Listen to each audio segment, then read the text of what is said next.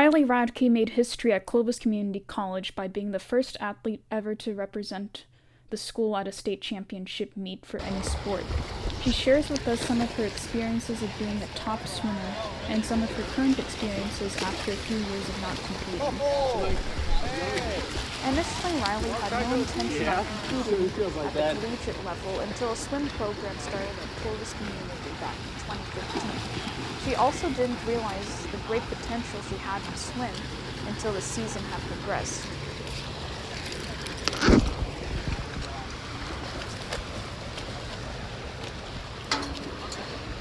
I didn't decide I wanted to swim in college until after I graduated high school and I had already finished one semester at community. I was just going to go straight to community. I never even thought about going to a 4-year.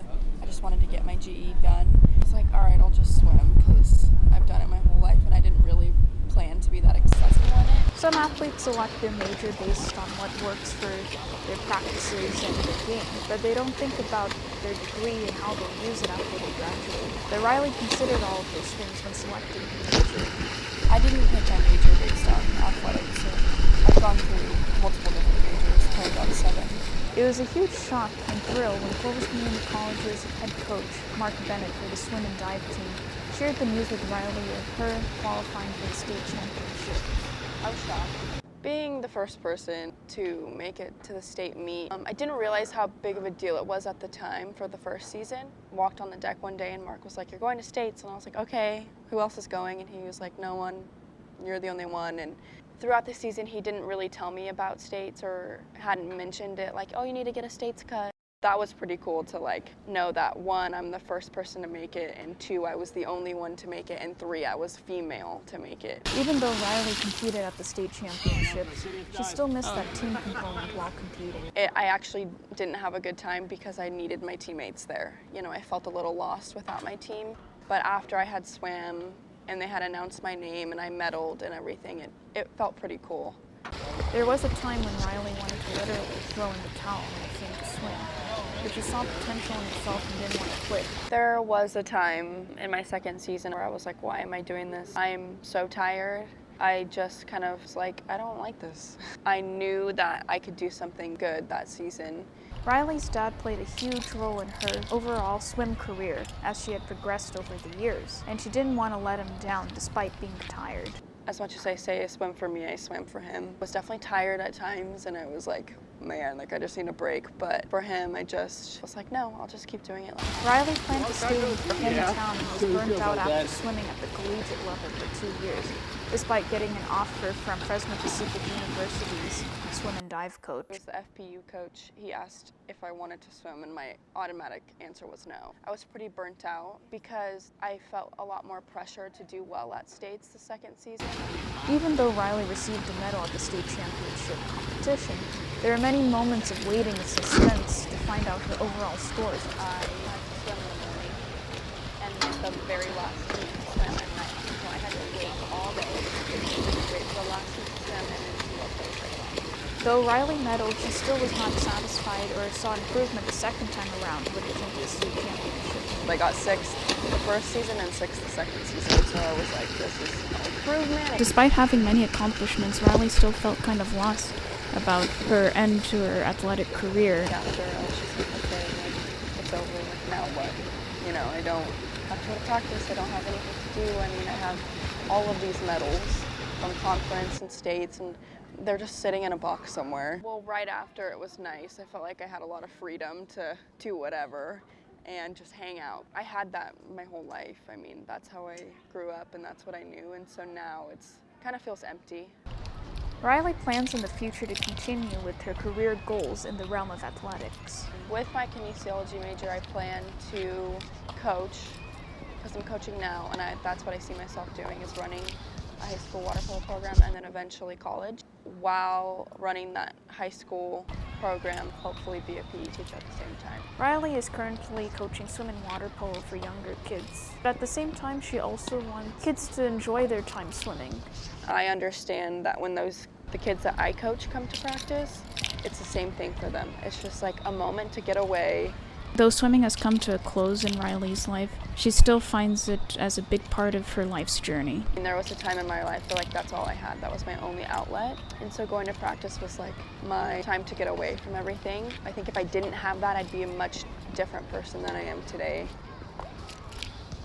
Fresno State's current senior swimmer, Samantha Giannetta, has a similar story. She started competing at an early age when she was around 12 years old, and it all started from a school announcement over the intercom. But what was surprising was when she first went to the pool.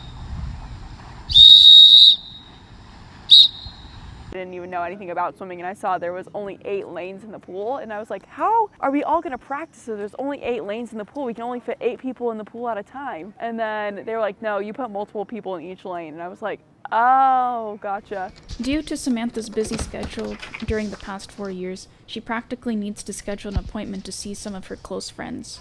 I have friends, 2 good friends, and they literally live half a mile away from me. I've seen them maybe 3 or 4 times in the whole year. Although Samantha has enjoyed her years of swimming, she still feels that she has missed out on some aspects of college that she wished she would have had.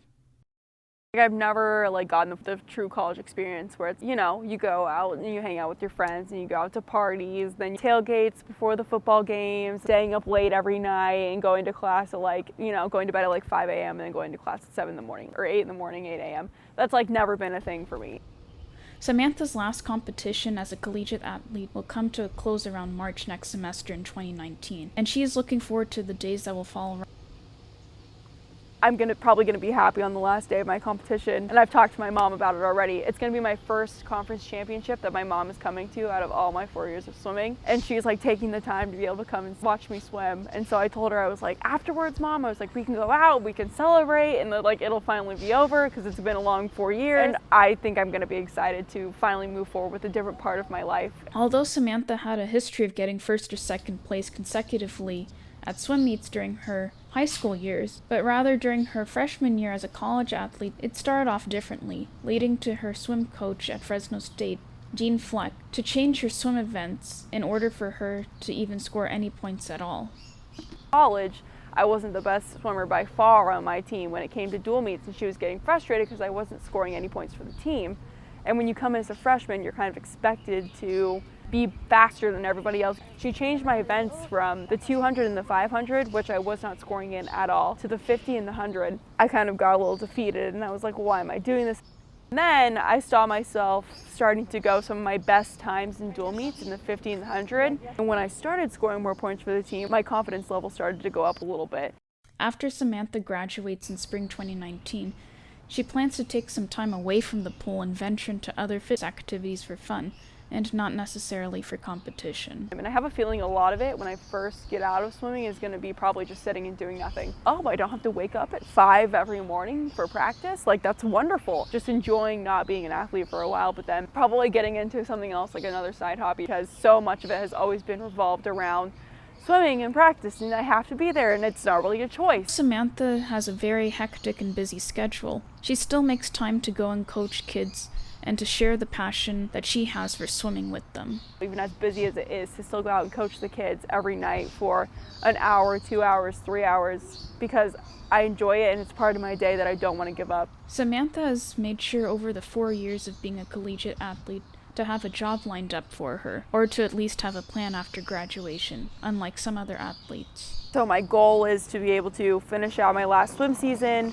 and I've been offered a coaching spot with Clovis West in the spring, and I'm also going to use that as my internship to get my last units done. I'm probably going to go straight into getting my teaching credential so that way I can start working as a PE teacher. It's my senior year now. Did everything that I could do to be the best that I could be at the end of my 4 years. Jordan Murillo, who competed and was one of the team captains during her freshman year on Fresno State's inaugural swim and dive team back in 2008, talks about selecting her major, the rewards of coaching, and how there is life after athletics. First year into it, I had taken a couple Kines courses and decided, okay, I think this is what I want to do. But I did pick my major, basing the scheduling of it. My classes were all in the mornings, and I liked that. I never, in my wildest dreams, had imagined being a coach ever. I never thought I would get into it.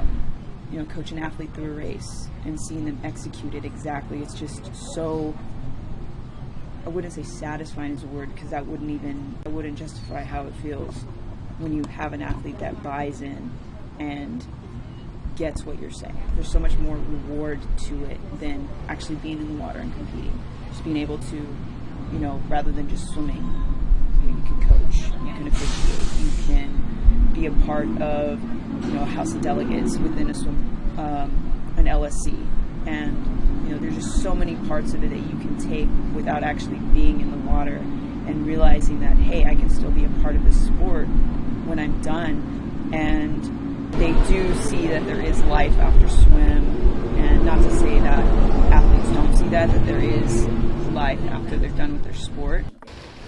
Many athletes wonder what they're going to do after they compete. After all, they've been doing it for such a long time, since they were young children, that it's a new experience to venture and do different things outside of the realm of athletics.